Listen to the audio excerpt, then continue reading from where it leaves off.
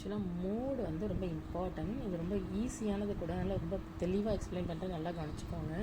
நம்ம கொஷினில் இருக்கிறத வந்து அப்படியே என்ன கொஷின் கொடுத்துருக்காங்களோ அந்த கொஷின், இப்போது இந்த மாதிரி கொஷின் இருக்குது. இந்த following table shows ages of patient hospital, find the mode and mean. நம்ம முதல்ல மோடு மட்டும் நான் எக்ஸ்பிளைன் பண்ணுறேன். இங்கே இருக்கிற டேட்டாவை இது அப்படியே மேலே இருக்கிறது கிளாஸ் இன்டர்வல்ஸ், இது ஃப்ரீக்வன்சி அப்படின்னு எடுத்து எழுதிக்கணும்.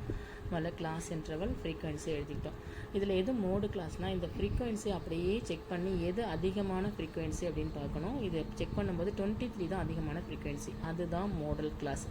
இந்த ஃப்ரீக்வன்சியில் எது ரொம்ப லார்ஜ் வேல்யூவாக இருக்கோ, எது ஹையஸ்ட் வேல்யூவாக இருக்குதோ அதுதான் மாடல் கிளாஸ்.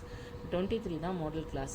இப்போ இதில் ஃபுல்லாக எடுத்துட்டோம்னா இந்த 23 வந்து F1, இதுக்கு மேலே இருக்கிறது F0, இதுக்கு அப்புறம் இருக்கிறது F2 அப்படின்னு வச்சுக்கணும். இங்கே இருக்கிற கிளாஸ் இன்டர்வல்ஸில் லோயஸ்ட் கிளாஸ் லிமிட் இருக்கு இல்லையா, லோயஸ்ட் கிளாஸ் லிமிட் இது வந்து L அப்படின்னு எடுத்துக்கணும்.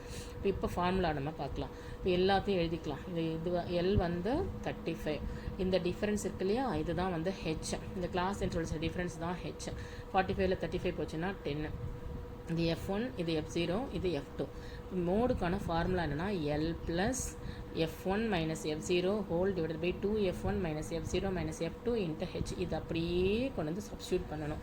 Lக்கு பதில் 35, இங்கே இருக்கிற வேல்யூ எல்லாத்தையும் சப்ஸ்டியூட் பண்ணி நமக்கு மல்டிப்ளை பண்ணி இங்கே என்ன பண்ணணும்னா இதை முதல்ல முடிச்சுட்டு கடைசியாக தான் 35 கூட ஆட் பண்ணணும். அதனால் ஃபுல்லாக இப்போ 23ல் 21 போச்சுன்னா 2, இது 2 × 23 46, மைனஸ் 21 மைனஸ் 14 ரெண்டு சேர்த்து மைனஸ் 35 எல்லாத்தையும் போட்டோம்னா நமக்கு இந்த மாதிரி ஆன்சர் கிடைக்கும்.